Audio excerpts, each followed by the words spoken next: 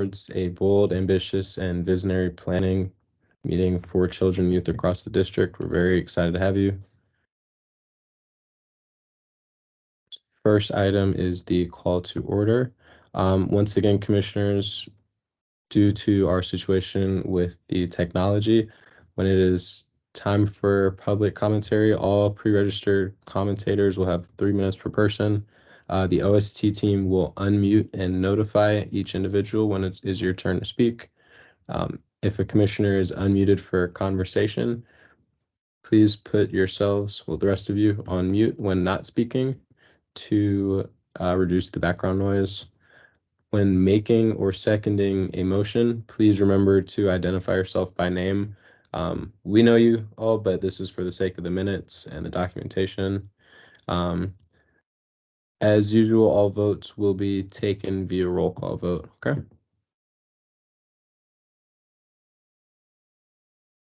Great. Now I know as of yesterday when we met, we didn't have any public comment. Is that still the case, or did we have any one register? That's a question for you, Alex.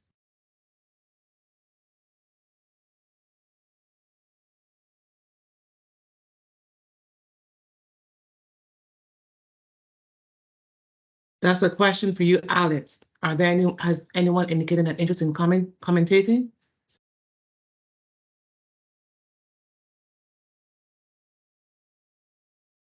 To my knowledge, no, Chair Peacock. Okay, sounds good. Thank you again for clarifying.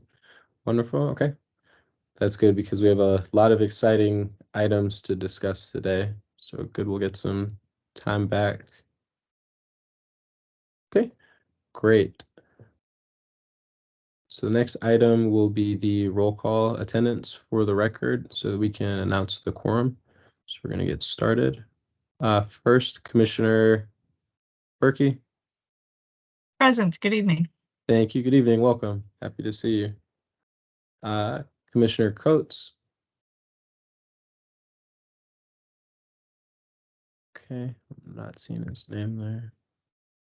All right, absent. Commissioner Crump. Looks like she's not here yet either. All right, Commissioner Desir. Present. Good evening, everyone. Thank you. Welcome. Okay. Commissioner Hill. Present. Thank you. Welcome. Good evening. Commissioner Jenkins.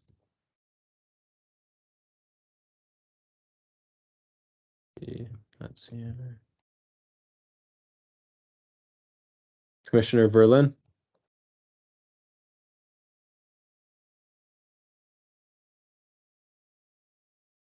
I'm present. Commissioner Peeler.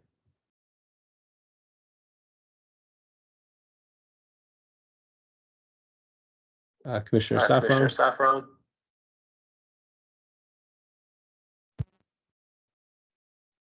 Yep. Okay. And Commissioner Siegel. Good evening, welcome Thank to you. everybody. Welcome. And let me just say, teams, I'm here, but of course my camera isn't working, so you'll get a disembodied voice. All right, thank you for letting us know. Appreciate that. And Commissioner Taylor.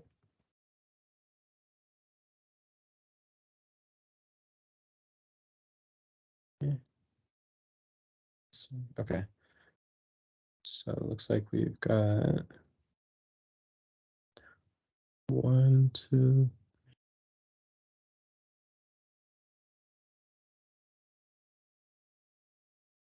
Excuse me, Chair Peacock. Yep. This is Dr. Hope taking minutes. Commissioner Gary Hill. I'm sorry, I didn't hear that name. Yes, yeah, he's present. Okay, thank you. Thank you. Thanks for clarifying. Let's see, so 1, 2, 5, 6, 7. Okay, so I'm seeing so far we only have 7 present, so we're not quite at our quorum just yet.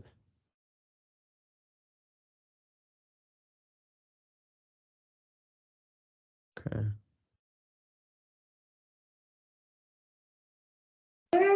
Commissioner Peacock, were you able to count me in? Oh, hey.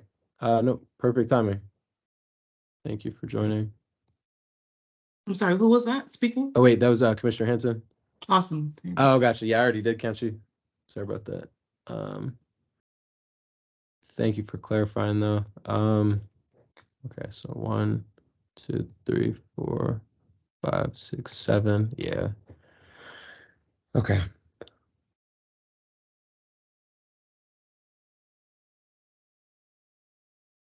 Okay, hopefully we are able to get one more since we do have a lot of things we need to vote on for today.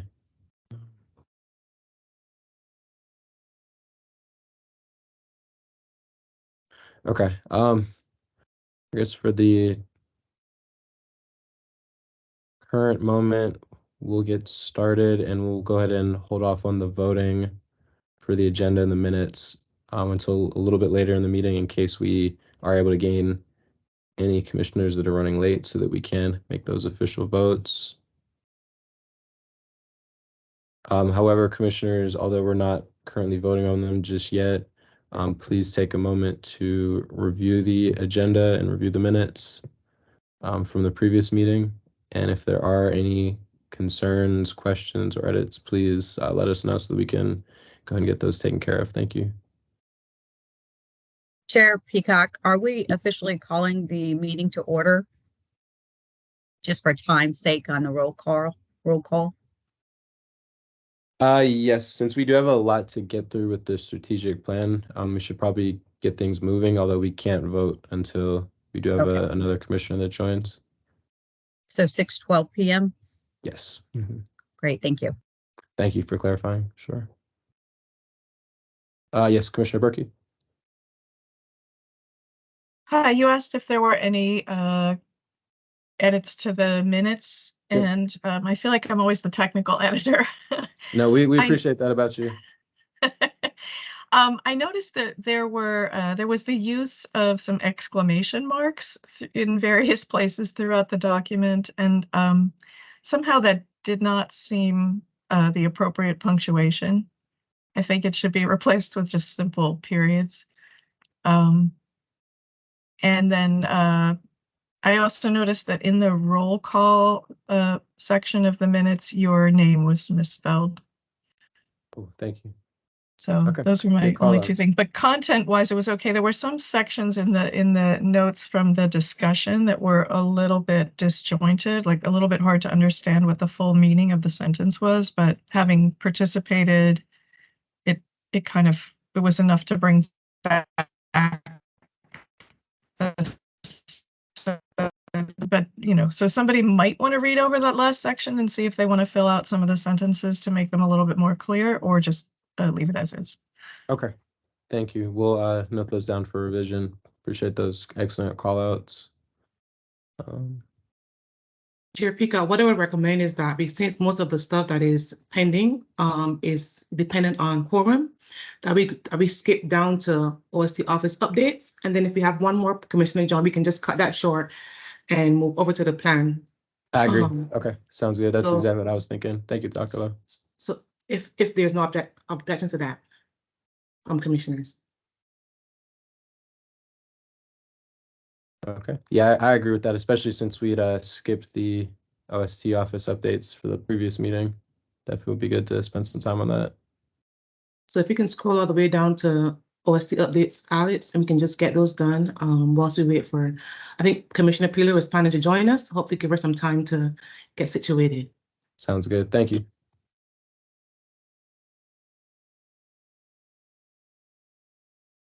And for the OST commission, the OST offices updates, we will begin with Kevin with the Institute. All right, thank you, Dr. Lowe. Good evening, everyone. On behalf of the Institute, I'm happy to report for fiscal year 23, the Institute did host 100 events, both virtually and in person for the year, achieving 100% of our overall goal. And we hosted 825 unduplicated attendees, just hitting a little under our goal of 850. but we achieved 97% of that goal overall for fiscal 23. Additionally, as we're closing out the fiscal 23, the Institute team conducted 128 school year and summer program site visits. And we reintroduced this year as part of our mandatory requirements for grantees to attend the yearly PQA Basics workshop.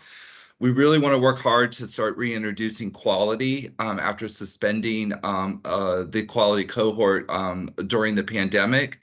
And part of that requirement, as well as grantees, are required to submit a PQA self-assessment, which we received 73 youth PQA self-assessments and 49 school age PQA self-assessments overall, which I thought was a really good target. Next slide, Alex. And we've made some important efforts to ensure inclusivity and quality. So I do want to recognize Commissioner Berkey's commitment and her team's commitment to adding 11 additional program sites this year to the Institute's full quality improvement cohort. We really appreciate that, and we're really excited to kick everything off, which will be in January for the cohort this year. We feel like introducing the quality cohort more towards after programming begins is a smarter move because everything is a little bit more tighter. Everyone's flowing with programming as well. We've also added several workshops this year in regards to trainings around support for students with disabilities, LGBTQIA+ youth, and trauma-informed care. And additionally, we have one of our consultant trainers now completely certified in the Weikart Social Emotional Learning curriculum, which has also added another 10 additional workshops to our portfolio for the Institute. And those are the report outs for the Institute currently, and I'm happy to take any questions.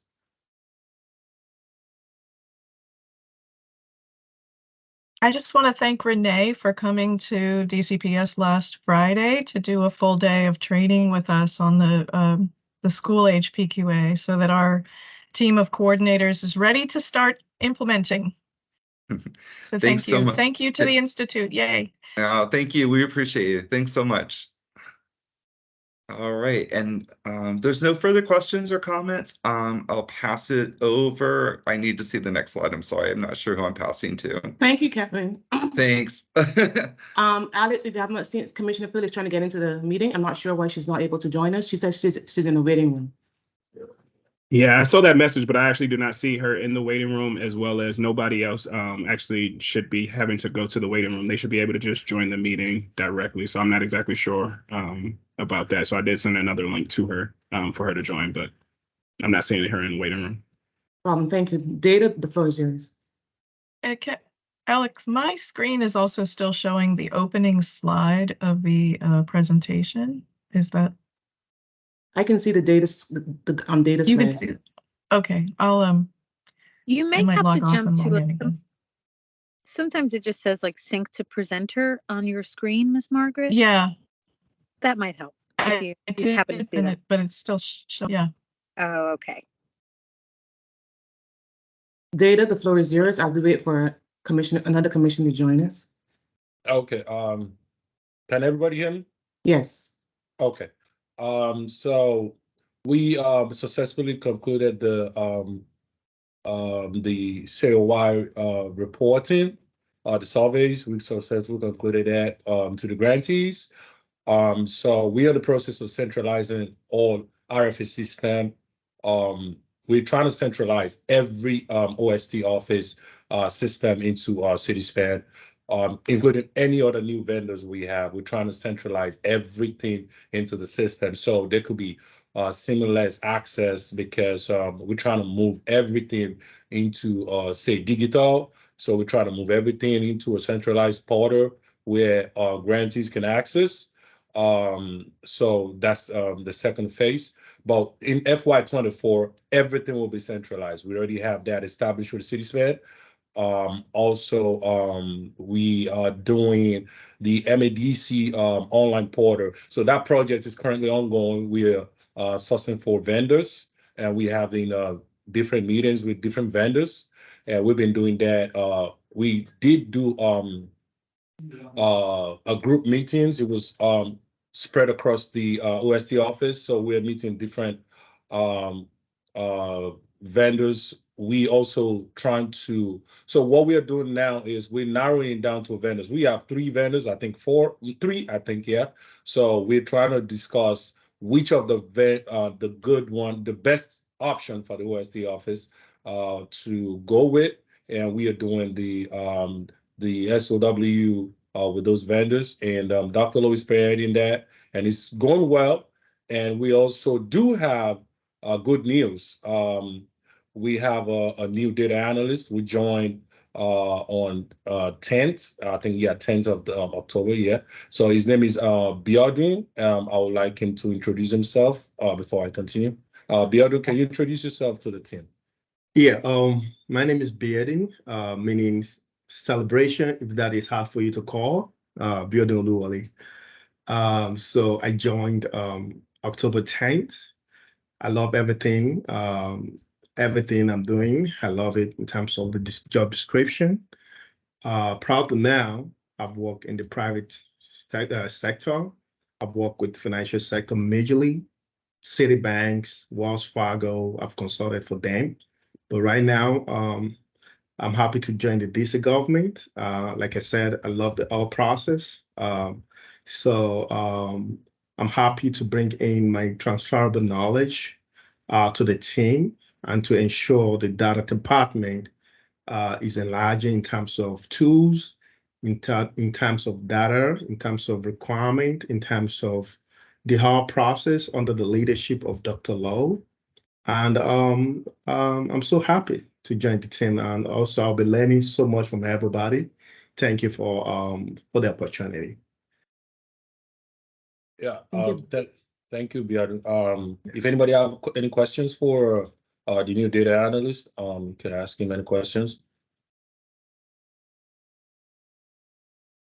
Okay, thank you. I'm gonna like do more hold on, Alex. So I'm gonna say a little bit more about the MADC. So we are trying to get the best possible vendor, and it's a thorough process. And I do appreciate Shauna and Dr. Lowe working through that process with data team.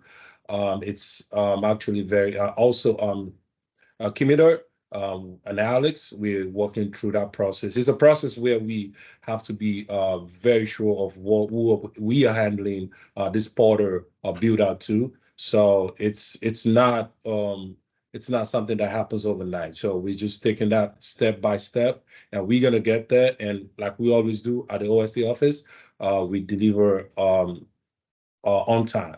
So next slide, Alex. So we're going to pause for a second, and unless there are any objections for us going back to the top, since we have quorum, to my knowledge right now. So I'd like us to go back to the very beginning, announce quorum, meeting minutes, approval, agenda minutes, approval, and let's just go down the line based on us having the commissioners here, and so we can work our way logically through the slides for today. Unless there are objections to that. So let's go back to the beginning, Alex.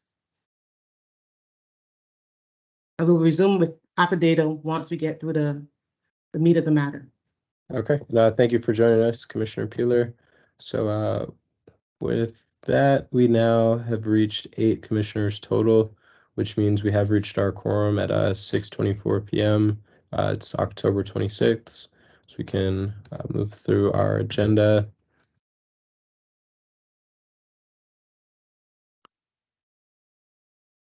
Okay, commissioners, I know we had some edits to the minutes, but if you can review the agenda, and when ready, if we can get a motion to approve that agenda.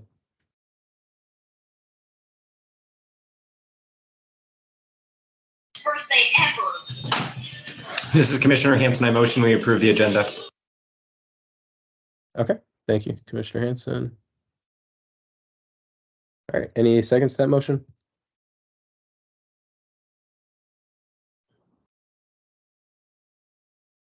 Commissioner This is Berkey. Commissioner Siegel. I second the motion. Thank you, Commissioner Siegel. Okay.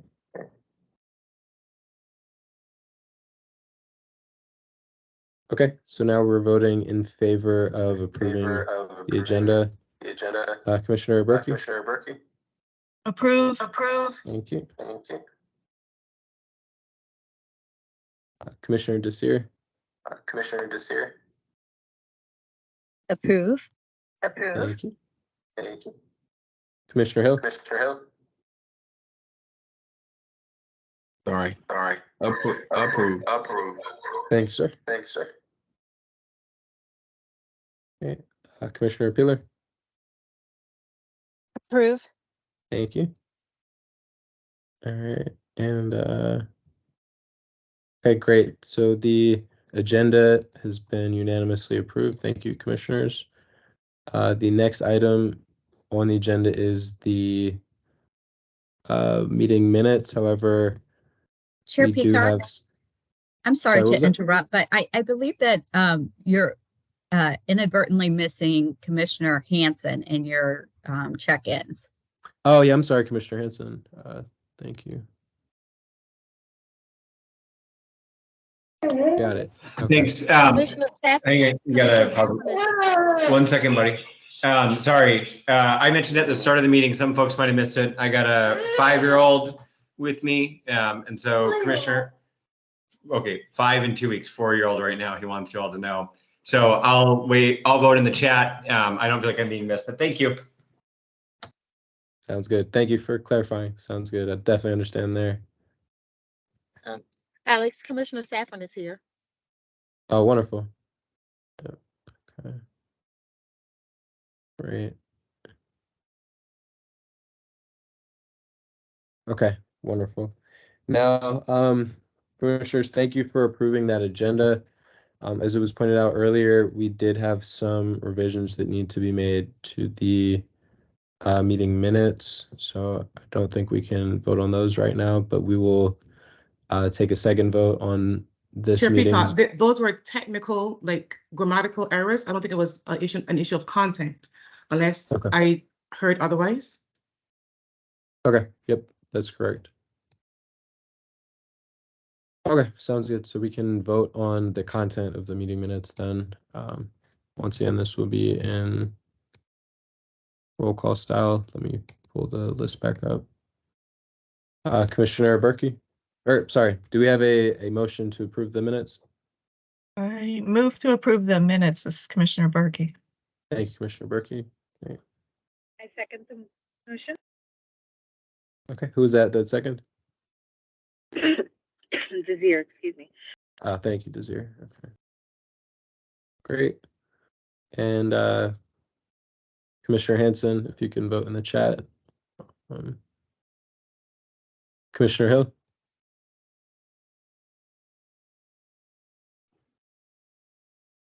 Approve. Thank you, sir. Commissioner Peeler? Approve. Thank you. Commissioner Siegel? Thank you. Okay. Sounds good. So these minutes have been approved with the exception of the grammatical revision. So we will get those exclamation marks changed to periods in the correct areas, and then the spelling my name, as well as any other revisions that do need to be made in there. So thank you for pointing those out. Now, commissioners, the next item on the agenda, which is very important, we've been discussing this for a while now. We are at the juncture where the strategic plan has gone before the general public, the OST Commission, the OST Office, the DME, current OST grantees, community members, etc., for strategic input to formulate that plan. OST commissioners were also provided with special meetings to review the plan and an additional 2 weeks to review that plan in anticipation of today's meeting, where the goal and purpose is, once again, to come to a vote on the plan so that it can then be branded for publication by the OST Office's Public Affairs Department. So commissioners, you have been provided a copy of the most up-to-date strategic plan. If you could all take a look at it and review, and then hopefully we can get a motion to take a vote to approve the publication in the final version.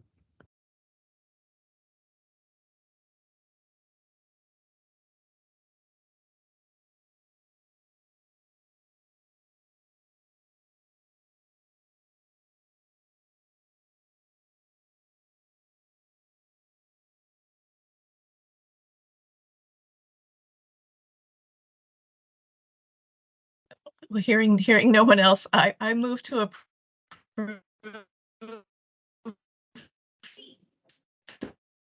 a strategic plan. Thank you. Okay. Thank you, Commissioner Berkey, for your motion to approve. Are there any that second that motion? This is Commissioner Peeler, I second. Thank you very much, Commissioner Peeler. Okay. Great. And once again, the vote will be taken in roll call style. Commissioner Desir. Approved. Thank you. Commissioner Hanson, I know you're having difficulty speaking. If you could drop your vote in the chat on this one. What do you say, buddy? Thank you. Wow. Sounds good. Yeah, we vote yes. Sounds good. Thank you. Wonderful. Commissioner Hill. Approve. Thank you, sir. All right. Commissioner Saffron.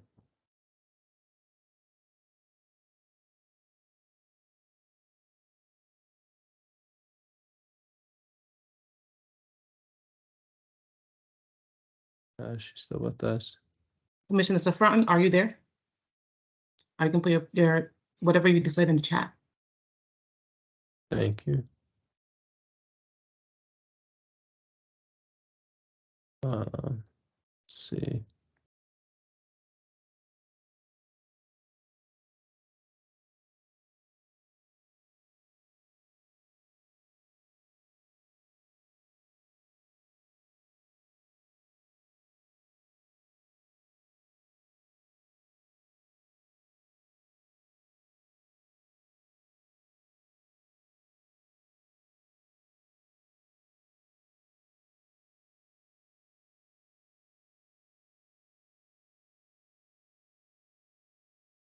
It looks like we lost her for a sec.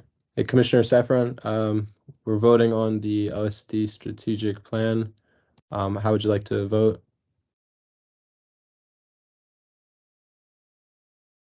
Approve. Thank you. Wonderful.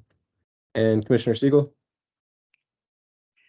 Approve with thanks and appreciation to everyone for the incredible amount of work that went into getting this done, redone, updated, and in this amazing format. So thank you, everyone, for such incredibly hard work.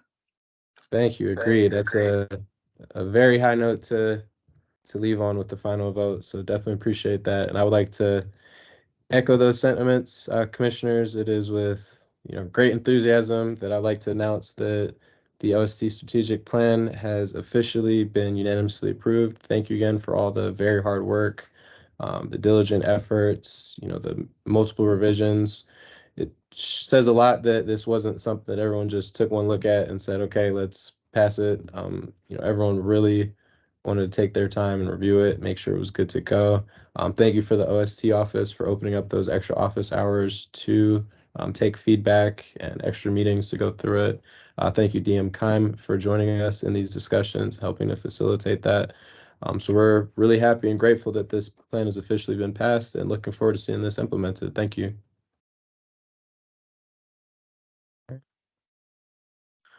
Wonderful. Well, looks like we can get back into the OST office updates. I believe we were on slide 13, Alex. Chair Peacock, before we go there, we had discussed in our prep yesterday about the needs assessment. And I wanted to bring it before the commissioners.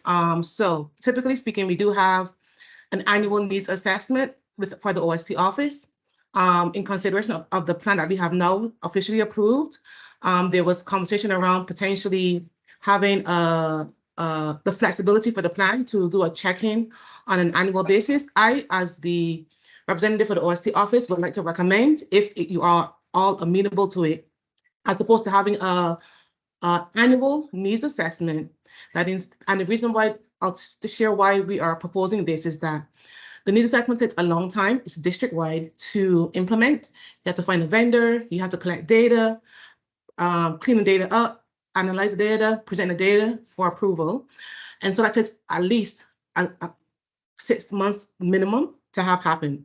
And so what we are proposing to the commission is that instead of having an annual needs assessment, that the needs assessment be biannual, so every other year, so that we can have the opportunity to collect the data, assess it, use it in the subsequent year, and then repeat every other year for the OST office, so that we can be the data can be as useful as possible and implemented within the OST office after collecting the data, assessing the data, and implementing what we learned from the data. For example, we are now in the implementation phase of the needs assessment after a year of compilation. So my pitch to you all, my proposal is that, and I know in the bylaws it says an annual needs assessment, we would like to request, if possible, a biannual needs assessment so we can have a substantive and thorough data collection process and then also implementation as we are in FY24. Again, the ask is that instead of having an annual needs assessment, that a needs assessment is instead for the coming year biannual, unless there's something that the commission does not agree with. And I open up the floor for any questions, concerns, or commentary based on what I just said.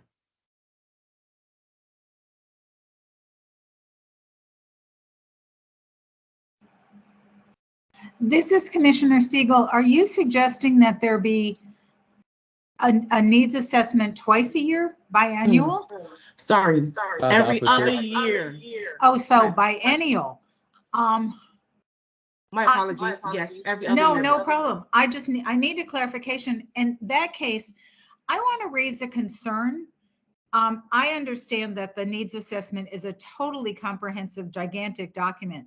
I'm wondering if there's some way to do something every year that may not be quite as comprehensive, but will be much more helpful in terms of trends and analysis that is useful to the commission as it moves forward, because there are always some contingencies that no one has ever counted on that need to be factored in. And that's why I'm wondering if there's some way to do this a little bit less formally and make sure it happens every year, because you can't always anticipate what's going to be happening in the community. 100% agree. And welcome other thoughts. Thank you for sharing. Commissioner Siegel. You're welcome. Any other suggestions on what that could look like at a pared down level? Commissioner Hanson? You can put in the chat, I'm assuming. Oh, okay. Yeah, sorry, I'll come off mute really quickly for this, and apologies for any background noise.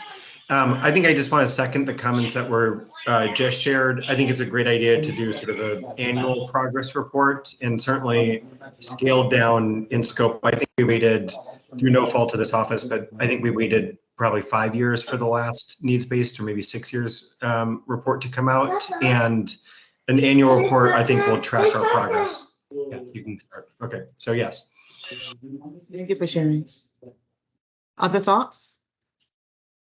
This is Commissioner Paler. I wonder if there's like a set of questions that the commission would have that would be good to either stagger like every other year, or perhaps some years there would be a deeper dive in specific issues of concern. So for example, if we wanted to do maybe do the broader needs assessment every other year or every 3 years, but then on the off years, 1 year, we would do a deeper dive on looking at OST options for kids with special needs or needed special services, or looking specifically at middle school versus, elementary or high school. So I think I don't know, just want to put that out there as another way to approach it, because I agree that undertaking the needs assessment every year would be, I don't know that that's entirely necessary.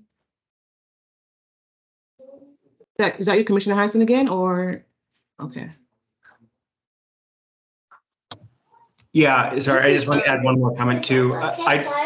One second. I would be interested too if, and apologies if I missed any of the details in the proposal, if there were maybe a short time limited group created for folks to sort of weigh in on what they would want to see in the annual report to make sure that we appropriately scope it. But I think that'd be a great collaborative project.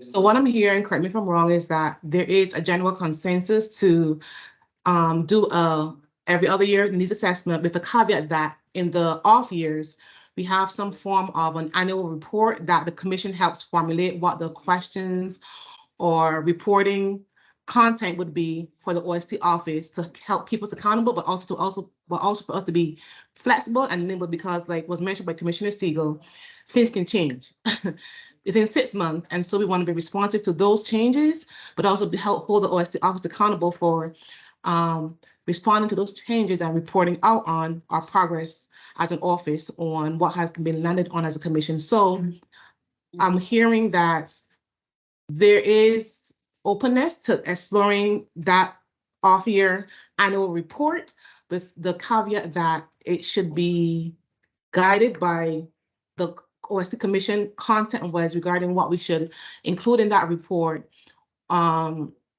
Questions, perhaps. The content is driven by the OST Commission. Did I misspeak?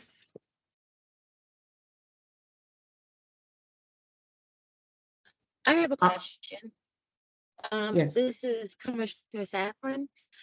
I guess I'm wondering, with those off years, are we still talking about having like a vendor who will be gathering this data and information? Because that puts if it's sick. Commissioner Safran, you're going in and out. I heard the vendor, because that puts, and then Okay, it would sorry. Yeah, I was saying that if we have to like seek a vendor and everything, we're going to go back to doing the same thing again. I don't think that's what was proposed. Correct me if I'm wrong. I think it was Commissioner Peter, Hanson, and Siegel who were sharing. Correct me if I'm wrong, but I don't think that's what I heard, but I'm more than happy to be corrected. Were we thinking about having a vendor do this, or would it be driven by what the commissioner wants to be reported out on in the off years? Go ahead, Commissioner Hanson.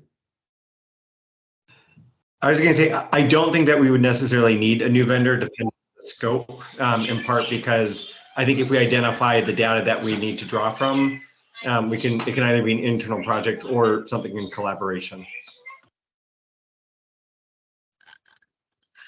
Okay. That kind of opens up the question of, and this is just me like processing as I'm hearing it, who's doing that work to analyze this data that we're talking about?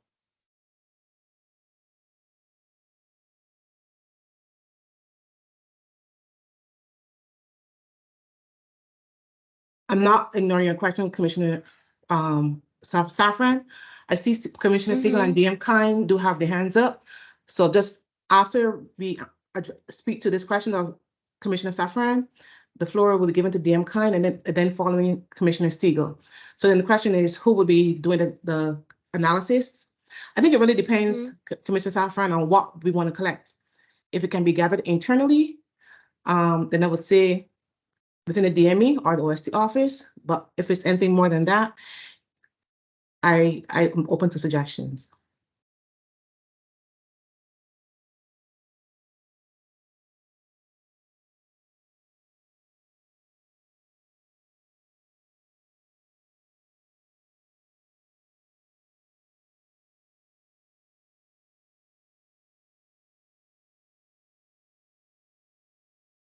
I think it's also a point of conversation. This is not set in stone. It was a suggestion that was brought up, and it's also food for thought.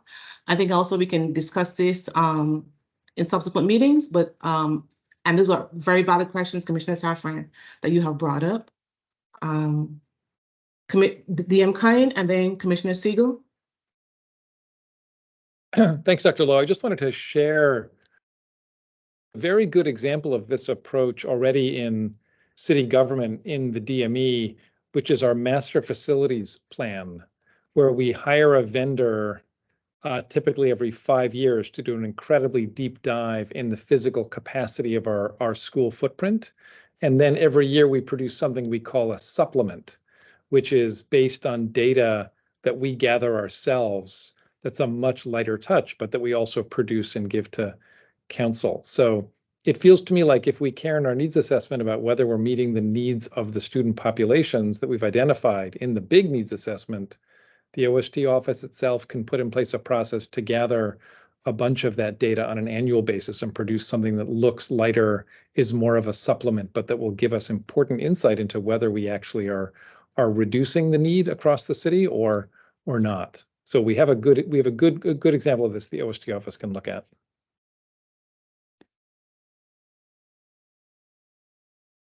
Thank you for sharing, DM Kine. Commissioner Siegel, and then Commissioner Hanson. Thank you, Deputy Mayor. I guess where I'm concerned is that the needs assessment that we've been doing is more a retroactive document. And it's serious. It takes a long time to put together. It takes a long time to distribute. And I'm looking for something that is perhaps lighter, may not be the right word, but is a little quicker turnaround to say, we've done really well in X area and we need to focus for the next year or two on Y area. Or we have learned that something has been working really well in one area and we should try and increase that in another. I'm hoping that there is something that gives the office some flexibility to be able to determine some capabilities that are needed, and if needs shift, how the office is going to respond to those shifting needs without creating an enormous, totally comprehensive document. Thank you, Commissioner Siegel. I have one more point, but Commissioner Hanson, go ahead.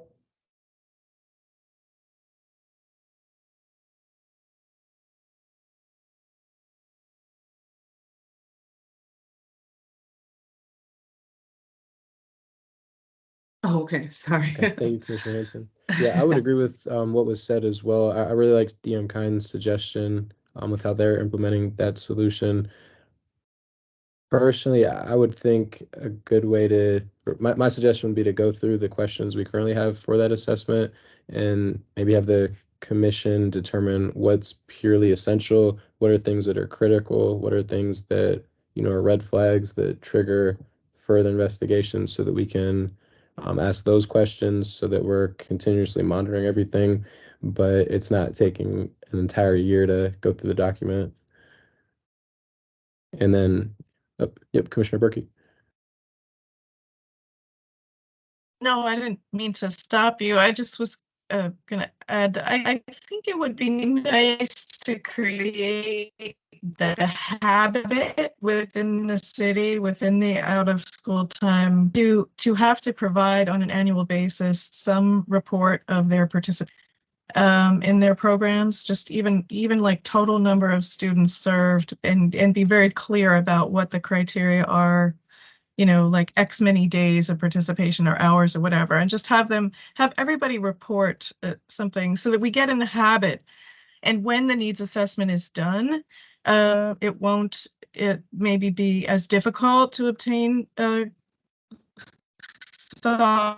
city, and and maybe that's just an annual 3-question survey where people drop in some very just specific stuff. And then I also really like the suggestion to focus on maybe a critical issue within the OST network and dig deeper into that, whether it's through a focus group or a deeper level survey or something that was suggested by Commissioner Peeler.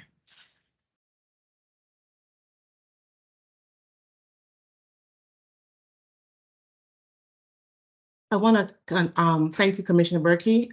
I want to hopefully summarize what I think I heard, and correct me if I'm wrong. Here's why it's being proposed. Every other year, we do the needs assessment. In those quote unquote off years, The commission we can have in, let's say, the next 2 or 3 commission meetings, critical conversations about what you want to see in that off-year report. So the commission will land the plane, so to speak, in the fiscal year ends September, or by the end of the calendar year. Either one is fine by me. By the end of the calendar year or fiscal year, the commission wants a report out on, and that can be discussed in our November and our subsequent meetings, perhaps the next 2 or 3 meetings moving forward. And we can have some conversations in between if needed. But in the quote unquote off years, the commission will determine what the OST office needs to report out on for accountability purposes, but also to keep us abreast of what's really going on the ground in real time for the OST office. So to recap again, it's being proposed to do the needs assessment every other year, and in those other years that the needs assessment is not being done, the commission creates a scope of what they want to see in those offices regarding reporting, at which time the OST office will report on those in the years where we do not have the needs assessment for accountability, but also to make sure we keep abreast of what is really going on the ground in the OST office space. And what the content of those reports will be determined by the OST commission in the next 2 to 3 meetings. Is that fair to say, or does anyone understand otherwise?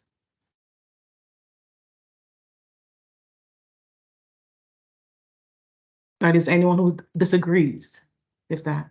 Go ahead, Matthews. What does Commissioner Hanson say?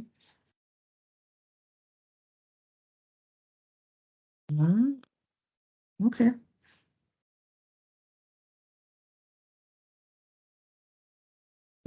Cover OST across the district and not just nurturing for funded programs. How would we capture info regarding OST across the district?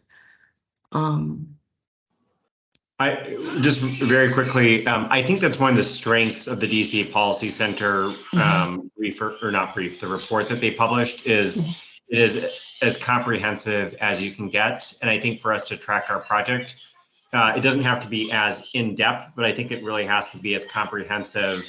And we should set the challenge of working with other agencies, I think, to get the data that they have to be able to say, are we providing enough seats for summer and all the different types of after school types of programming. So I just would want to really emphasize that as one of our goals. Touche, makes sense. Thank you for sharing, Commissioner Hanson.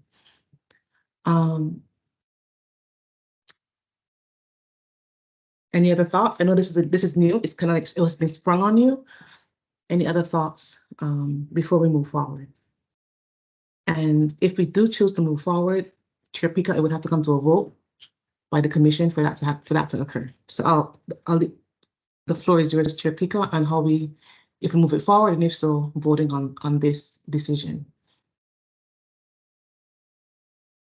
Okay. Well, it seems like this is going to take some further thought and discussion. Commissioners, before we open up the floor to a vote on moving forward with this, are there any objections to transitioning away from doing the annual needs assessment in favor of we do it once every other year and then open up the floor for an additional trim down process for those off years? Is anyone opposed to that? Thank you, Commissioner Peeler. Okay. Great. So I'm not hearing any objections to that.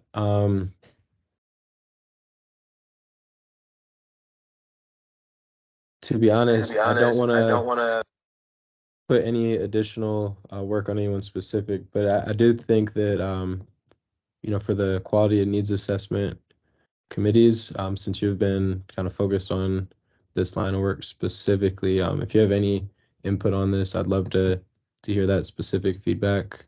That is our committee. And also Kevin and Commissioner Siegel, your hand was up. Go ahead. Yeah.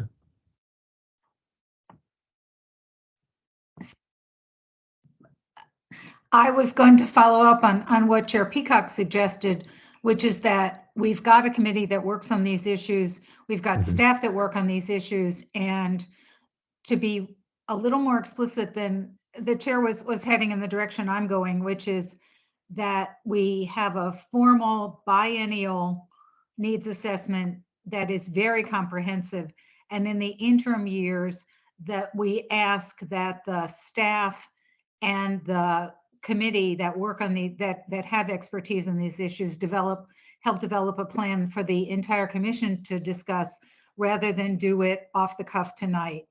I'd feel more comfortable if the committee took a good hard look at this and helped us figure out how to do it in the most effective way and most efficient way.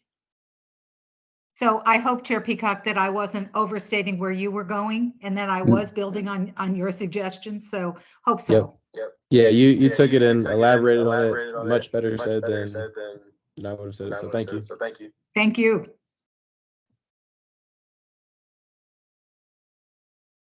And it looks like we have another Commissioner Crump.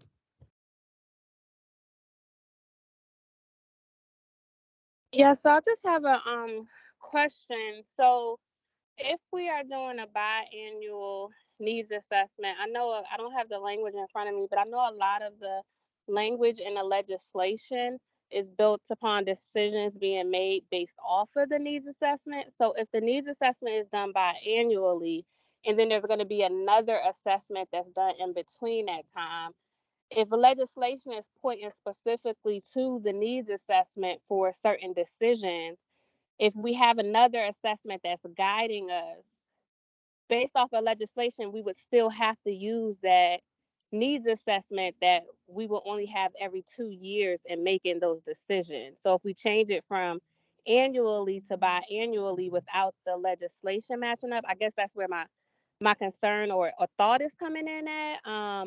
If we're moving to a biannual needs assessment and the language in the legislation is attached to things being done based off of the needs assessment. So that's kind of my question. That's a great question.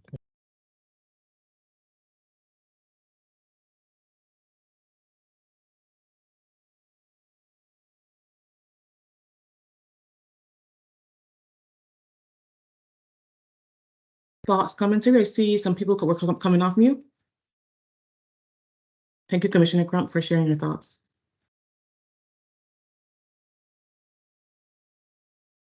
Is that you, Commissioner Verlin? Yes. Hi all. Sorry, I'm late. I was coming from an event, but is there space or the possibility of like the off-year assessments? I may have missed the first half of this conversation, so apologies. But is there space or opportunity for the off-year assessments to focus in on specific goals or concerns within the OST community? So, for example, I'm thinking like this was a conversation at the OST hearing that council had in June about special education standards. And so there's an opportunity that like in these off years, we can take a look at something very specific within the community and focus in on that. And I don't think we have to decide that now, but is that along the lines of what you're considering or thinking about?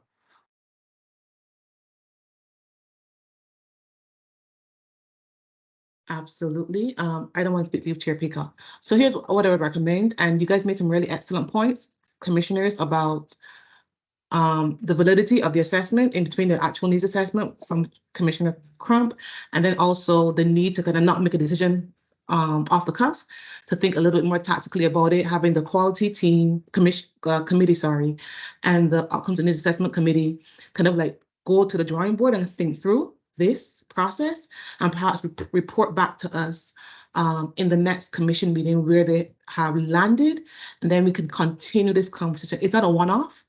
I think it's an important point and an important consideration, but we did want to bring it up to you guys as an ask, if possible, for a minimum the next 2 years, and we can revisit it at the end of this fiscal year if needed. But yes, the point about perhaps a specific population, our focus, depending on what's going on in DC at that given time, is some things I think should be noted for the two committees that this is most applicable to, which is outcomes and also quality committee. So you guys have some work, or at least minimum some conversations, some discussions to have, sorry, around this topic. I'm okay, I'm 100% fine if it needs to be tabled as we think through it as a collective, but I did want to bring it up in case it was something that was possible given the request that is being made from the OST office.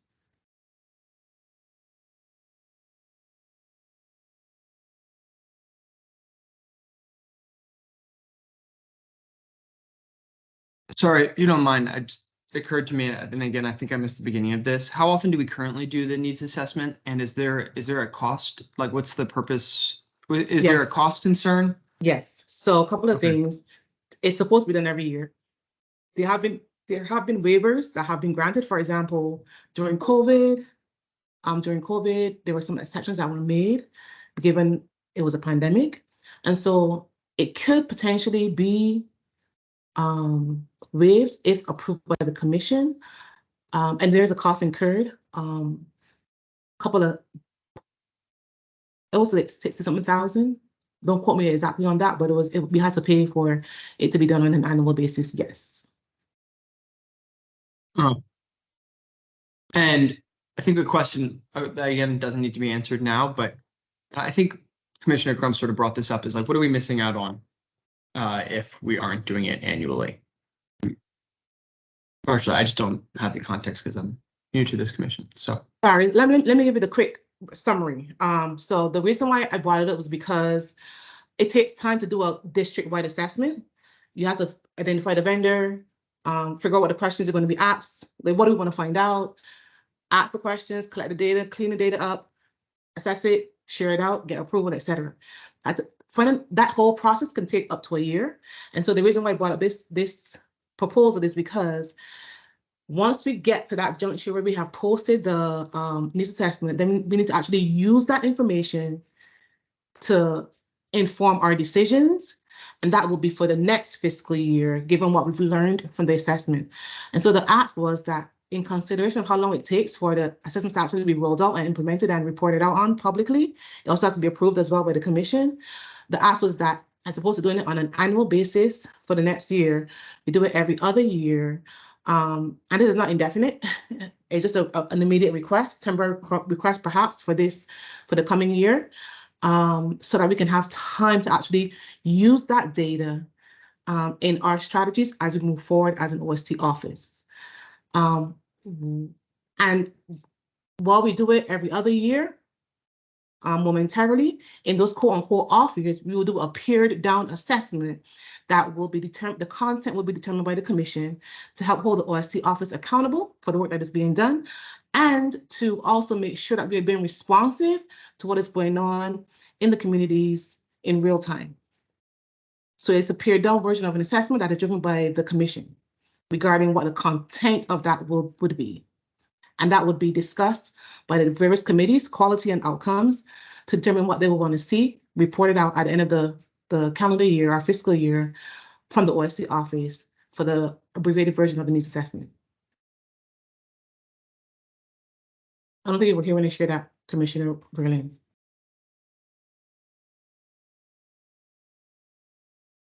And again, we don't have to decide on this right now. If we need to table it and think about it and go back to our committees, more than happy to. It is an ongoing conversation on what the implications are as well that were raised. But we just wanted to bring that up to you guys as potential and as an ask from the OSC office.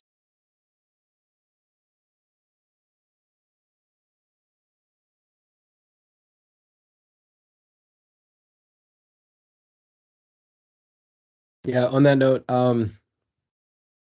commissioners, anyone who's welcome to provide input or feedback on this one is certainly valued.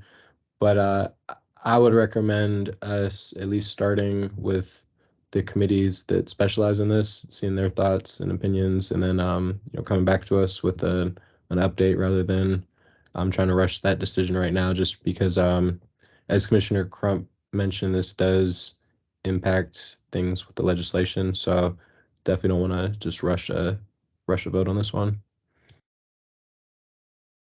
But anyone feel free to chime in on that. I see Commissioner Siegel has his hand raised as well. Yeah, I'm not sure we need a motion. I think, can we do a sense of the commission that we follow the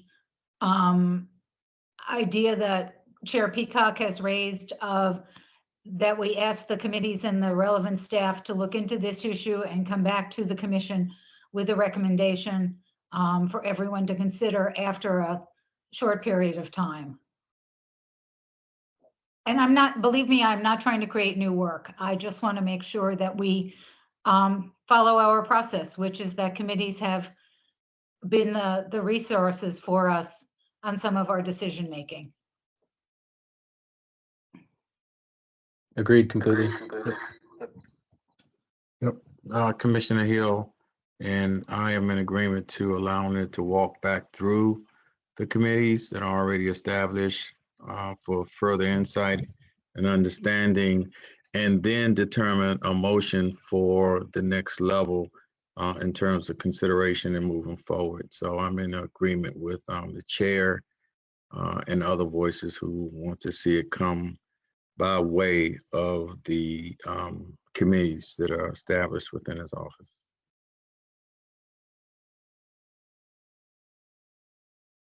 Sounds good. Thank you for the feedback.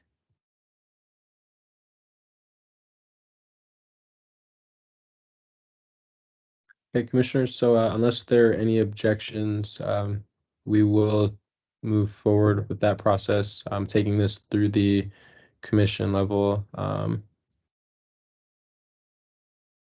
Thank you for your feedback, Commissioner Peeler, in the chat.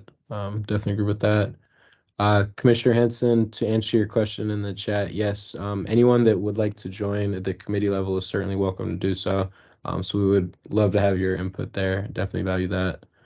So we'll make sure, commissioners, when we do the committee updates, can we make sure to share the specific time and date of that that committee meeting so that anyone that wants to join that is able to do so?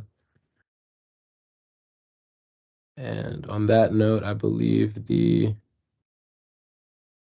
next item on the agenda is actually the committee.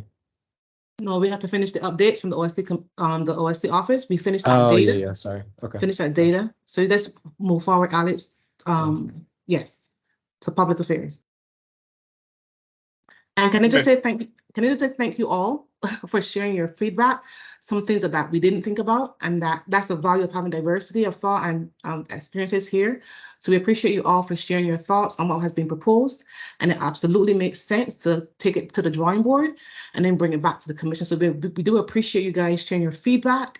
It is valued, and it has given us a lot to think about as we move forward. We look forward to hearing what you guys come up with in your respective committees once we bring the proposal to you all. So thank you again for sharing your thoughts and for giving us some constructive criticism to help move the OST office forward. Go ahead, Alex.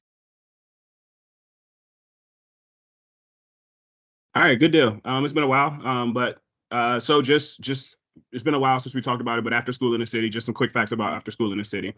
We did have more than 290 individuals who registered to attend that event. We did have more than and of the 290 individuals, 241 identified as a parent or guardian. And then we did have about more than 50 exhibitors that were on site at the event and able to discuss their different after school offerings directly with families. It was truly a packed house in terms of exhibitors presenting to families. Photos from the event can also be found with the link. And then prior to the event, there were two monumental events that we did have to amplify OST programs as well as after school in the city. On August 30th, we did have an event at College Track DC where Deputy Mayor Paul Kine, the state superintendent for education, Dr. Christina Grant, as well as Councilmember Trayon White and, of course, Dr. Lowe from the OST office, and more distinguished guests were able to engage directly with families and youth in meaningful conversations about the organization and the impact of the program, as well as pictures can be found through that link. And then on September 8th, the mayor's communication team and Channel 4 News conducted a site visit at Burroughs Elementary School with Fresh Farm, in which they were able to see the program, but also hear kids directly talk about the importance of healthy living, learning to cook, watching them grow produce, as well as some more other fun things that happened throughout that site visit. I'll drop the link to the video in the chat, and then it's just a quick video of a recap of the event. But it was a good turnout and a good lead up to after school in the city. Also, additionally, brand awareness, just the Learn 24 newsletter now reaches more than 16,500 individuals on a biweekly basis. In fiscal year 2022, we did end the year with approximately 13,544. Now as well, we do have, I do need to update this number as of September 30th. There were 106 organizations that received funding that have the Learn 24 logo posted on their websites, either the Learn 24 logo or the DME's logo. So that just does amplify the brand throughout the community. And then also we did have nearly 10,000 new visitors to the Learn 24 website in fiscal year 23. And then the number for fiscal year 22 was approximately 6,235. And then as well, there were 469 events that were listed on the Learn 24 website. And those events include different professional development opportunities that are available for not only youth professionals, but also different types of one-day events and one-day workshops or trainings or summits that might be of interest to youth to attend and participate in. And then that number in fiscal year 22 was 395. And then the OST office and then Learn 24 grantees were featured featured 10 different times in various media outlets in that says fiscal year 24, but that's fiscal year 23, which includes the mayor's newsletter, the Washington Informer, NBC4, the mayor's press releases, and different types of other publications as well. And so those are like some of the quick facts from the OST office. And then also, this isn't on the slide, and I forgot to say it, or I forgot to include it on the slide, but I did want to make sure that we also celebrate. We did just celebrate 6 years on Tuesday for the OST office. And just a quick couple of 6 facts that we did or that have been accomplished. There are plenty more, but we have distributed more than $90 million in grants to nonprofit organizations serving youth of the district, and then also empowering 180,000 youth. So more than 180,000 youth have been touched directly by the funds that have been, or the funds and the organizations that are a part of the Learn 24 network. And this includes reaching out to youth and families at DC Housing Authority locations, as well as DHS short-term family sites. As well as empowering professionals. So the Institute for Youth Development has facilitated more than 460 workshops, which benefit more than 4,600 youth development professionals. Recognized excellence. The OST office has been named as a finalist for the Morris and Gwendolyn K. Fritz Foundation, as well as being recognized, DC as a state being recognized by After School Alliance in 2020 as the top ranked state for after school in the United States of America, based off of a variety of different factors, which include like accessibility and different things of that nature. We have instituted 2 citywide events, after school and summer in the city, and then also funding for funding support for community-based organizations. We have distributed more than 675 grants to nonprofit organizations serving District of Columbia school-age youth in these past 6 years. And there are plenty more milestones and plenty more accomplishments to come, but I figured I would share those as well because that is relevant, especially because we just celebrated 6 years on Tuesday. So that is it for public affairs in the OST office and the communications department. But if you guys have any questions, please feel free to either come off mute or put it into the chat, and I could definitely try to answer anything that may have a question.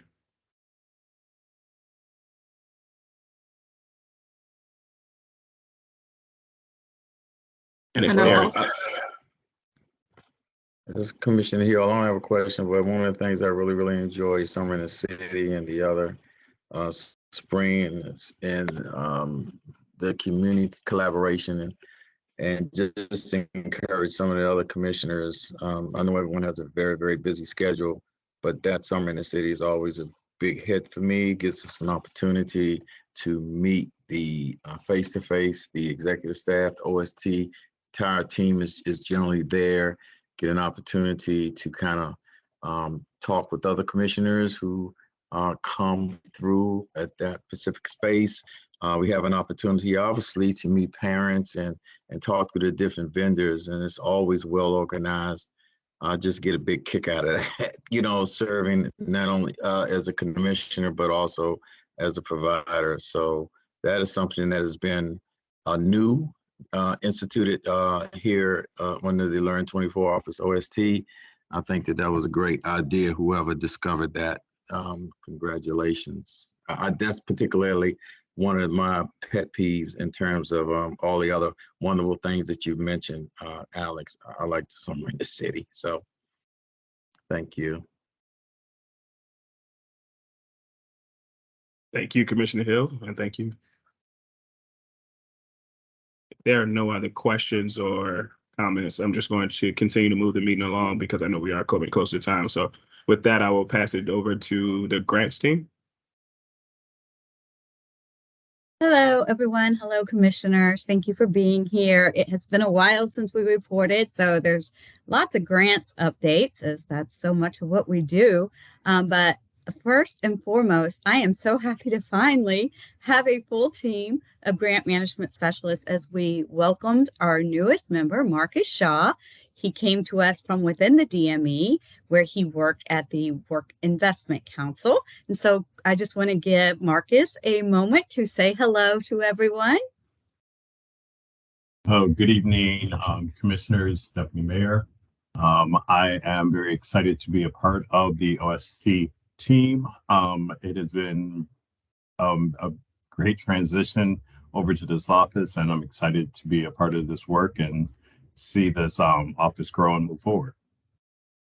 Thank you, Marcus. We do have one new position that came with MADC. As you may have seen, we launched our RFA for MADC this week. And so as that portfolio will be built out, we will be hiring a new GMS to manage that portfolio of grantees. So we will have one more coming. But for now, we're full. FY23 out of school time grants, we closed them out successfully all year round. Summer grants finished their reporting processes by September 29th. Next slide. And we successfully launched. We are now in implementation phase of our FY and SY school year and fiscal year 24 Learn 24 grants. And you can see here just some overview of 20 FY, or these are school year figures. So we'll see here 23, 24 over 22, 23. This year over last year, we increased the funding available from $22 million, so over 16.5 from last year. This middle one is the most exciting for me. We decided to really increase the opportunity for all of our partners to apply to become year-round grantees versus having to do a school year, then a summer. And that increased our year-round grantees and really the continuation of services uninterrupted for our youth from 48 year-round grantees last year to 85 this year. So that was really exciting to be able to do with those additional funds because of course it costs more to fund programs year round. And then our total youth served, we had an actual number of 11,850 last year, and the projected for FY24 is just over 15,318. So that is an increase. If we go to the next slide, we'll see that was, oh, nope, I think I was prepared for the slide after. No, go ahead, Alex. I was going to speak to, we'll go through this data as well. This one really also calls out the small nonprofits and our focus on equity-driven allocations as it relates to small nonprofits. We have a 60% increase in the max award amount. Last year, you could apply for up to $25,000 for school year or $50,000 for year round, and that increased to $40,000 for school year and $80,000 for year round. So again, a 60% increase in max award amount. an increase in the number of actual awardees by 40%, with 17 small nonprofits receiving grants during the school year-round process, and then an increase in total funding of 315% for our small nonprofits. Last year, we funded less than $300,000 for the small nonprofit programs, and this year we funded over $900,000. So we just wanted to really call that out because that's important to us as well. Next slide. And this is what I was going to jump into. That is actually $22 million was distributed to 125 grantees. That's actually 121 organizations with 125 awards, serving over 15,000, which is a 33% increase overall. The grant funding for FY24 increased by $4.5 million, or 23% for organizations that are not small nonprofits, and 68% for small nonprofits. The number of organizations funded to serve year-round nearly doubled, and as I just mentioned, in FY24, going from 44.5 to 82%. So that is really exciting as we look at continuous and uninterrupted programming for our youth across the school year and summer. And then the next slide just kind of gives an overview of the actual youth that will be served. The percentages of grantees that propose to serve a significant percentage of youth in need is demonstrated, with a 98% of our grantees proposing to serve a significant number of youth that are economically disadvantaged, 85% serving a significant number living in wards 5, 7, or 8, 30% English learners, 29% with disabilities, etc. You can see that there for yourself. And the grantees will increase, because we increased our dosage model, it means an actual 23,000 more hours of service for youth across the district. So that is all exciting news. Next slide. We also launched the Bridge Grant, and that was developed to support organizations that were unable to meet that new and updated dosage requirement. We had 11 applicants that were deemed eligible, and 8 were awarded. Our office also hosted its mandatory, these are just kind of updates. We had our orientation for the Bridge and the FY24 OST. Everything has been rolled over into CitySpan. In addition to the RFAs for these grant competitions, all of the data management is in CitySpan. As Olade mentioned earlier, that is still a work in progress as everything is becoming automated throughout this year, with next year being the full year that everything will be launched, I think, in entirety. But it's really exciting because it really centralizes, streamlines, and automates our systems. And so then also the grant and program period for FY24 school year special competition and Bridge did start on Monday, October 2nd. And so we are, I should mention, we're about 50% of the grant agreements have been executed. There is a little bit of delay with the certificate of insurances needing to be approved, and they have a little lag time there with having to review. We do not do a blanketed insurance process, but really look at each application individually. That's an update over previous years, not in this year, but had been done, I believe, last year, so that we only ask our grantees to have the insurance that's needed. But that really requires Office of Risk Management to look at each one and approve those certificate of insurances. So they're doing it as quickly as possible, but we are about 50% of our grantees grant agreements executed within CitySpan at this point and are implementing their programming. The MADC RFA, you can see it's a little bit outdated, this news here, because we did launch it on Tuesday, and we are having an information session next Wednesday. And I think if you want to go to the next slide, I think that does it for me, and I will turn it over.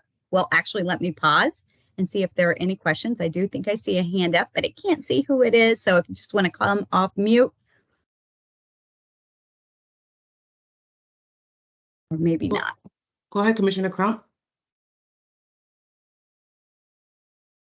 Sorry. Hi, Shannon. I just had a few questions in regards to follow up on some of the questions from last commission meeting. So, like, when I was looking at some of this data that was submitted from the last meeting. When I went to verify it based off of like the grant summaries from the previous years, it wasn't quite matching up like the numbers. For instance, like the 315% comparison, I don't think it's considering when it says like 300,000 went to small nonprofits. Are you last fiscal year? Are you guys considering what was given to organizations who received school year and summer grants in that number, since you're considering year round this year, as well as small nonprofits who received year round grants last year? Because when our funding and capacity building committee looked at the data just based off of the grant summaries, it was a lot different than the data that is here. So we had some follow-up questions in the last meeting, and then I just wanted to see if we could get clarity on that, or if the subcommittee could get clarity on that in the next meeting. And then also another question I had was in regards to the percentage of grantees that serve a significant number of youth that you mentioned. When you say significant number, what is that to Learn 24? Is that 50%, 75%? Are we talking 10% when we say 98% of the grantees propose to serve a significant number of economically disadvantaged or youth living in Ward 8? What is that significant number at or above? Yeah, great question. So I'm going to do my best. And let me tell you that we are so happy to have a team of data analysts now who are making sure that our data is presented with integrity. And we also appreciate the fact checks to make sure that we are reporting accurately. But I do believe that the 300,000 is just looking at that school year round, because we don't yet know the summer awardees for this year either. So it's, in order to have more of an apples to apples comparison, we're talking about school year to year round that was distributed in the beginning of FY23 compared to what was being distributed in FY24 at the beginning of the year. That percentage will change when we look at summer programming, because we still have MADC. We also, I don't think Bridge was actually even included in these numbers, and there were small nonprofits there, as well as, of course, the summer programming that you mentioned. So once we have the summer programming, for FY24, we can compare it more comprehensively. Does that make sense in regards to that first question? So I guess what I'm saying is something completely different. So for instance, apples to apples comparison, for instance, would be this year, you're within that $900,000. There's organizations who receive, let's say, $80,000, right? Because they received a year-round grant, which for last year would have been equivalent to a school year and summer grant. And in the comparison, last year, an organization who received a year-round grant this year could have gotten a school year and summer grant, and that summer should also be counted if they got both, because that's the equivalent of the year-round. If they didn't get both, like if they only got summer, then of course that wouldn't be counted, because this year summer-only grants are summer-only grants. But last year, there are a lot of organizations who received both school year and summer, which would have been the equivalent to what was available to the year round. So what I'm saying is, last year, let's say there was 12 nonprofits. This is just a number I'm throwing out that got school year. Out of those 12 nonprofits, 10 of them also got a summer grant. To compare apples to apples thing, for those 10 nonprofits that got a school year and summer grant, both of those numbers should be counted, because that would be the equivalent to the year round this year. Yeah, I think I get it. Yeah, I understand your point. And I definitely think that in the next committee meeting, we should continue to just kind of dig down and make sure that I hear you, because to recap, let's make sure I understand. Because they are able to apply for year round this year, and if we're counting year round and it's summer only for FY24, those that got school year and summer in FY23, those numbers should be combined for the comparison. Yes, or it looks like we have a huge increase that we don't necessarily have, because So it's not like an apples to apples. I know it takes a little bit more of data, but like even when we on surface level, when our subcommittee looked at it, we're like, okay, well, it definitely wasn't 100,000. We don't have this much of an increase. And it's kind of the same thing with the there was one other thing on here that I wanted to mention, but we can move forward. Okay, and I will say, and we can, again, I know we want to move on and get to everybody else, but real quickly, we'll look at it in the committee meeting, but I believe that the way, and again, we were not with data analysts, so bear with us, but the way we looked at it in trying to pull together the data in their absence was, let's look at what's significant for the district. So and we didn't go below 25%. So anything that was, if in the application you could apply to serve 1 to 25% of students who were homeless, students that were English learners, etc. So it had to be 26 or above, especially in comparison to what the percentages are being served across the district. So for example, 13% are students, I believe, don't quote me, with disabilities. So if someone was projecting to serve 26 to 100%, any of those other categories other than 1 to 25, then that would be considered a significant percentage. So that's just what I wanted to clarify, because like when this data is given to us as commissioners, especially somebody who isn't a program provider, it would look like this data is saying that we're serving 98% disadvantage, which is not true. It's 98% of the organizations are serving at least 25% disadvantage, which is a completely different thing than what this would appear to look like. So I just want to make sure as we're rolling this information out to commissioners into the community that the information that we're sharing is not overstating like where we are and what we are doing currently.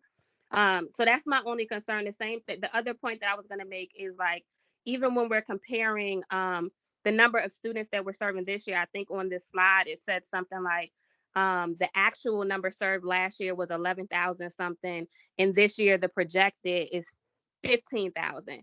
But yes. I don't know the actual number for last year offhand, but I know the projected number for last year on the grant summary was 15,000 and something too. So it's kind of like, when you comparing the projected from last year and the projected from this year, it's not as much as an increase as it's presented on this document. So I just want us to be careful in what we're presenting and making sure that when we're comparing apples to apples and not like apples to oranges. Especially when we're talking about these equity issues. Mm-hmm. As we're presenting that data. And that was my only comment. I just want to make sure that wasn't lost from my comment from last meeting, and just making sure we're moving forward, especially from a funding and capacity building standpoint, that these data marks are on target with what we're presenting, if that makes sense. Absolutely. And yes, absolutely. And let me just quickly say, I agree, because we also want to be able to show year over year progress. And if any way that the data is inflated, it won't allow us to do that. What has happened in the past is we have not had systems in place to really adequately track data. We're using 1,001 Excel spreadsheets. That is why CitySpan and the streamlining of our everything is so important. Now these reports will be generated, and you will see as a grantee, your quarterly reports are going to tell you how many children you are serving and what your attendance across grade levels and across sites are versus the grantee telling us. And it's based upon the data that is being put in. And so it helps to eliminate this human error in data reporting and analysis. So I absolutely agree. We were going to continue to improve so that the data is clean and presented with integrity. So thank you. Thank you. And back to Kimitha.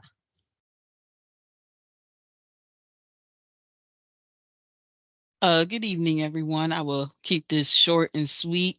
We can just go ahead to the next slide, Alex, please. And as you can see here, just to give a quick update on this, we have expended all grant funding for FY23. We were able to reach out to everyone so they can submit invoices. So to give a cleaner picture of this, we did expend all funding, which is also that's always the goal for our office and for everyone, to make sure we expend all funding so we can ensure that, you know, funding will still come our way. So that's, I guess, the great opportunity that we have for FY23, that we expended all funding, all grant funding was expended by all grantees and our office, and we were able to get the invoices in. The accounts payable team and OCFO, they are working to make sure everybody's invoices are paid for FY23. So they are still working on that as closeout just occurred, and for FY23 and startup for FY24 is going on right now. So if there are any questions about this, questions, comments, concerns. Put it on mute, Deshaun. So I have a quick question, Kamitha. The safe passage, that's a big balance, $322,000. And is that also been expended? Yes, everything on this sheet right here has been invoiced for. So that's zero. Yes. This remaining column, all that's zero? Is not Yes. a 401,000. I don't know why you got it on there. No, because as of September 9/30, that was the balance. I had to work with our budget team and OCFO to make sure to see if we could get those, still submit the invoices after the close of FY23. And OCFO allowed us to reach out to the grantees who had the remaining balances to get their invoices in. So OCFO extended us the courtesy to allow us to get those extra invoices in so they could get paid out against FY23. I will also mention that when we submit the slides to you all, our goal moving forward is to submit our slides to you all a week in advance of the commission meetings, as was requested, so you have time to review the slides. And so a lot can change in 1 week. And so some of these slides are a little bit outdated. And so that's why you see the 401 on the screen, because it was prior to the slides being sent to you guys. Well, it was after the slides being sent to you guys for review in anticipation of today's meeting. Well, thank you so much for your hard work, Dr. Lowe, Kamitha, in terms of reducing that balance down to zero. And the reason I asked was because I was getting calls from organizations that were concerned about not receiving the balance of their work that they had done. So I'm just excited to hear that the OST office was able to zero everything out and have a clean slate. Thank you for sharing that with me in terms of the timeline. Oh yes, that's always my goal, to make sure we expended all funding. I never want to leave anything on the table, and I always want to ensure that we are part of the office and grantees that are there when there are extra funding in the city. We are able to say that we will spend the money if you give it to us. We will spend it. So that's always my goal, to make sure. And so just working hard after the close of the fiscal year to ensure that we can get all invoices in, and still working to make sure all invoices have been, or will be, and have been paid out for FY23. If there are no other questions, comments, I will pass it to, I believe it's Dr. Lowe at this time.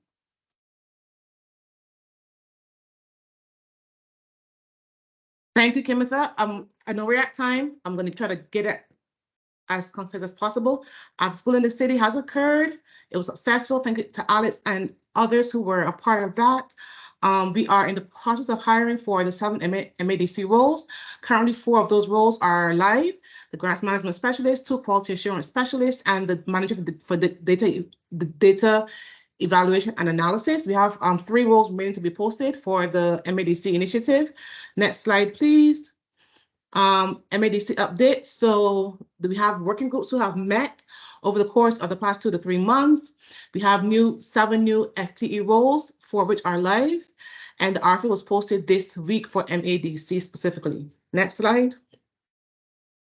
For our launch, our goal is to launch and then scale. based on the year of learning that we will have for this fiscal year, so we can better understand what is really needed to scale programs like MADC in the District of Columbia.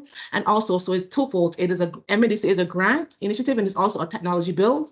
And so we are working right now in partnership with a data team to figure out who will be the best vendor to build out the MADC portal in consideration of what each working group has shared would be best regarding the portal build out. Next slide. Oh, and that's it. One last thing I did want to mention. I'll mention it now, team. So just as an awareness, next meeting November will likely be my last for a little bit, as I will be going on maternity leave. I just want to make you guys aware of that. And so in my stead, Shannon will be leading in partnership. Well, Shannon will be working with Chair Peacock to facilitate the OST Commission meetings from January and perhaps March as well, depending on when this little one decides to come. So just want to make that you guys aware of that as we move forward. And now we are going to, any questions before we continue? Sorry. I don't want to speak at any last minute. Yeah, I didn't hear from Kenneth or maybe with Shanna, or really apologize prolonging this. We've been getting calls about the PO numbers as well. I know she talked about the insurance and going through the process. So when are vendors should they expect to start getting the PO numbers out? PO numbers, they are currently, everybody that's executed their grant agreements, we have 55 as of 7:00 tonight. Everything has been input into diffs. And right now, since diffs is a new process, they're going through the approvals of the requisitions right now. So everybody that has an executed grant agreement as of 7 p.m. tonight, they are all in diffs and they're all going through the approval flow. I can't really give you a timeline, but we are working on those, and I am looking at our approval flow and sending reminders to individuals that are in the approval flow to get those POs, get those requisitions turned into POs so we can get the invoices in. So we are aware of the time frame. We are working hard to get those PO numbers to you. Appreciate it. Thank you so much. If there are no other questions, I will pass the floor to Chair Peacock regarding as we close out the fiscal year, the calendar year for some of our commissioners. Chair Peacock. Okay. Yep. And once again, congratulations on the very exciting news. You got a lot of messages in the chat for you as well. So just wanted to point that out, Dr. Lowe. And now, since we do have to remain on time, we are a bit over. November 7th, 2023 signals the end of commission terms for 4 of our OST commissioners who have either decided not to pursue a second term or who have reached their term limit. And that will be Commissioner Siegel, Commissioner Crump, Commissioner Hill, and Commissioner Peeler. These commissioners may all be eligible for reinstatement after a minimum of a 1-year break. But until then, on the behalf of the OST Commission, I would like to thank you very, very much for your service to the District of Columbia and to the children and the youth that we are tasked with serving. The November meeting will be the close of the OST Commission term for the calendar year. And we will be having 3 incoming commissioners who, once officially welcomed, will be joining the OST Commission. But again, I can't thank the 4 of you enough for your service with us. It's been excellent having you. You've each been very vocal in your opinions and extremely helpful. And, we've gotten a lot of things done because of you. So thank you. I'll definitely greatly miss you, as I'm sure the rest of the commission will too. I want to beg them to stay involved in their committees. Yep. Good point. They don't need to be a commissioner. We just desperately want you to stay involved in your committees. Definitely. Yeah, that's true. On that note too, we will have to do some restructuring of those committees since they are the chairs of their respective committees. But it looks like we've got Commissioner Crump, your hands raised first, followed by Commissioner Siegel.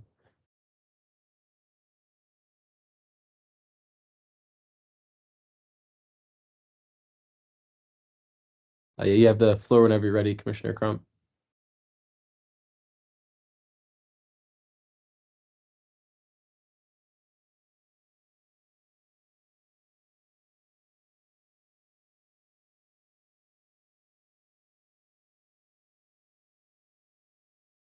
All right. Commissioner Siegel, do you want to go? Thank you. I wanted to say thank you to everybody, how much I have really enjoyed being on the commission, and congratulations, Dr. Lowe, and just know that I'm a grandmother with grandchildren who are far away. So just, whenever you need a break, just holler, and I am very happy to help you out there. And thank you also for the certificate of appreciation. It is really lovely, and it's been a delight, and happy to be helpful however I can while not wearing a commissioner hat. So thank you all. Thank you very much. And we appreciate you and your strong attention to detail. You're always keeping us on point. So thank you. It'll be greatly missed.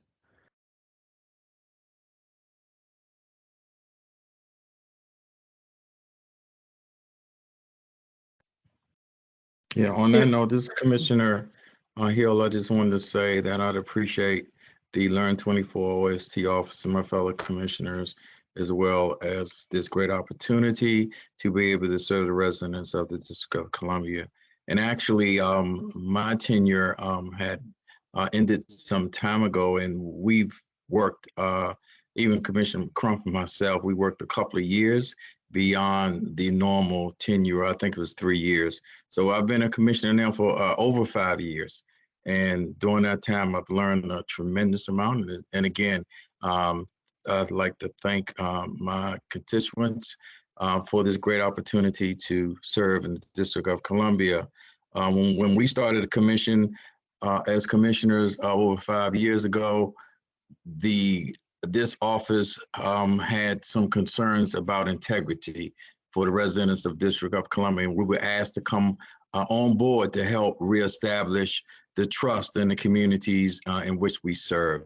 And so we're happy to hear those reports from Ms. Shannon this evening, as well as Alex, in terms of how the office has grown in the last 5 years. So we will continue, our organization as well as me personally, working with the youth in the District of Columbia. That is our passion. We will be sitting in other areas to also weigh in on some decisions. And yes, we will lend our voice as well to the continued funding and capacity, particularly, and probably have a voice in some of the other subcommittees as well. So thank you guys so much. God bless you, and it's been an honor. Thank you so much. You'll be greatly missed. We really appreciate you and all your great work over the years.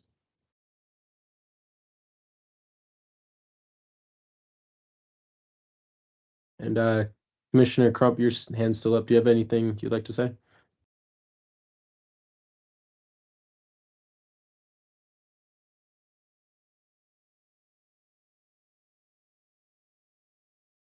Okay, well, maybe we can come back to her, I suppose. But on the next note for the commission updates, we are still in need of nominations for the co-chair role. If there are any current commission members that are interested or that you would like to nominate, please submit your nominations via email to Dr. Lowe, myself, or Shanna. If there are any stakeholders interested in joining the commission, please share the application with them. Someone within the OST office will provide the link in the comments to apply to join the commission. We are especially seeking commissioners from communities that are not currently represented within the commission and who are deeply committed to the work that comes out of the OST office. The link to apply is at Moda Boards. It'll be pasted in there. Regarding committees, as a commission, we will work to approve any new committee members on a quarterly basis. And now I will pass it over to the various committees for their respective updates. First, we have the Collaboration and Coordination Committee. So I'll jump and I'll just say, just in interest of time, Being as though Commissioner Siegel is leaving, we will need somebody to step forward and volunteer to chair that commission, or sorry, that committee. So if there are any volunteers that are looking to chair that committee, please feel free to reach out to me directly, alex.brown@dc.gov.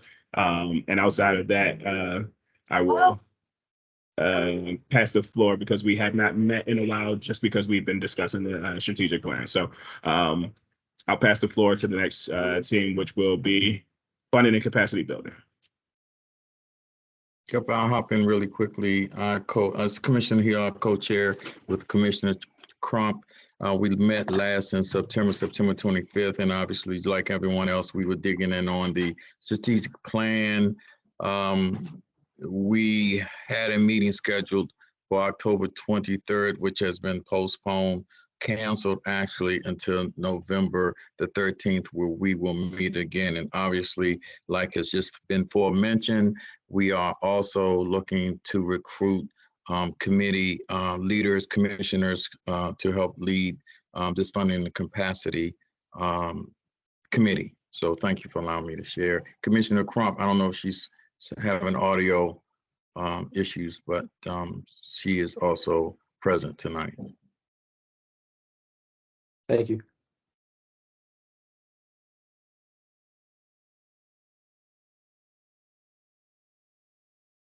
Okay, and next, the equality cohort.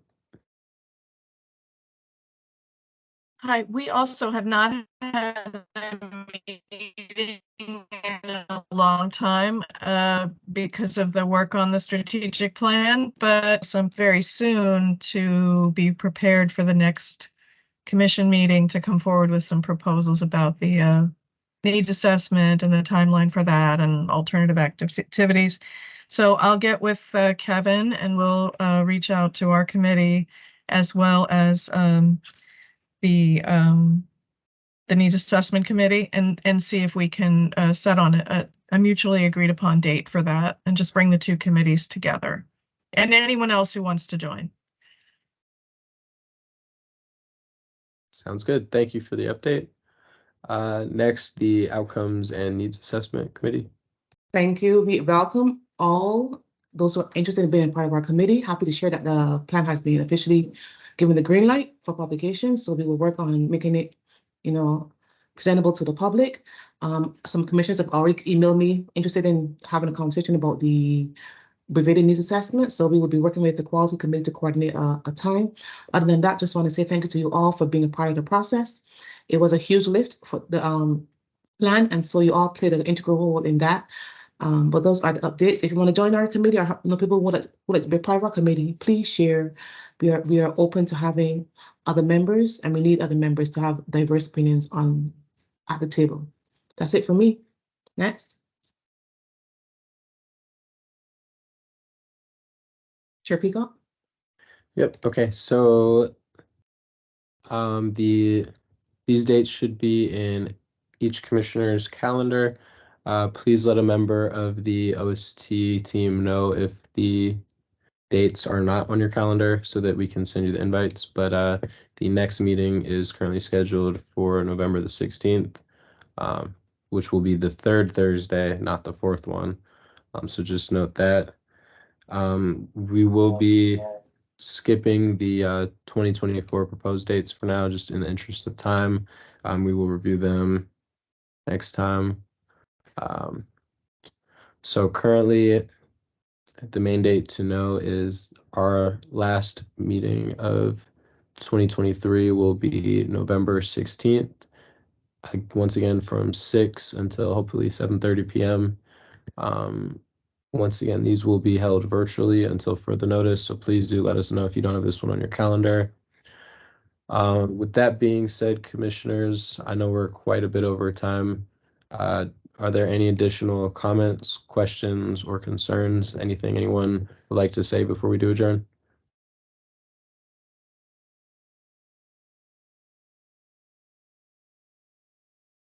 Okay, and if not, can we get a motion to adjourn?